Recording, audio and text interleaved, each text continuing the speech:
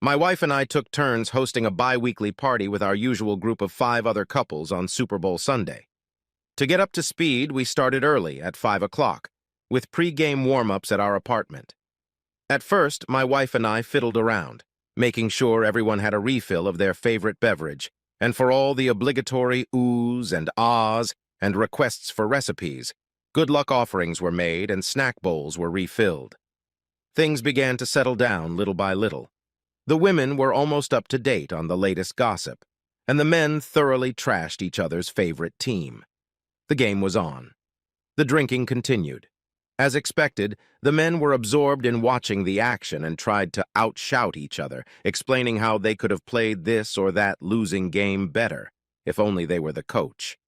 Most of the women began to drift away, paying attention only to the mention, or, better yet, the snapshot, which the TV station was happy to provide, of a certain pop star celebrity. As usual, Buddy, who was one of those guys who thought his latest camcorder was the neatest thing ever, started snapping random shots of the increasingly drunken fun. When a break in the show started and everyone was gathered in one place, staring at the TV, he took a panning shot that captured everyone. Well, almost everyone. He then placed the camera on the edge of the table, continuing, as it turned out, to capture everyone's reaction to the show. He just left it there, turned on. By this time, everyone seemed to need an extra serving, and I was busier than a blue-ass flea, as my former British friend used to say, helping everyone freshen up and filling snack bowls. I was a little annoyed that my wife was nowhere to be seen to help. Once all that was done, I realized that I had a very urgent need to go to the bathroom. The door to the bathroom in the hallway was closed, so I assumed it had been used. Otherwise, it would have been open. I figured no problem. I'd just use the bathroom in the master bedroom. The door to the master bedroom was closed. Not only that, but when I jerked on the knob, I discovered it was locked. What? Then I heard it. A muffled, "Oh yeah, oh yeah." I was stunned.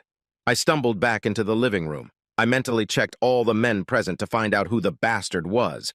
Was my brother-in-law the only one missing? I had just convinced myself I was going to kill him when he came back into the room. Innocence incarnate. I heard the sound of the toilet just flushing in the background. So, one more time, what? I knew my wife was riddled with alcohol like the rest of us, but had she really done away with me in the middle of our party? Before I could think about it, the main play began and the hall went wild with applause and whistling. Then there seemed to be a general need for more filler.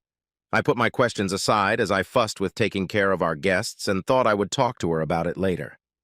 I never figured out how to bring it up, so I just pushed it to the back of my mind and let it slip away. It wasn't until 2 weeks later. It was Buddy's turn to lead the party.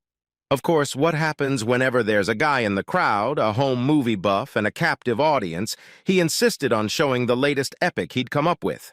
It was our Super Bowl party. Thankfully, he reduced it to group shots at halftime shows and wandering missing people.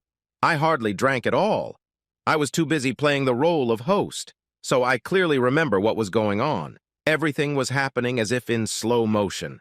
The sound of the toilet flushing. That was my brother-in-law coming back from the toilet? A minute later, my sister returned, followed by my rather disheveled wife.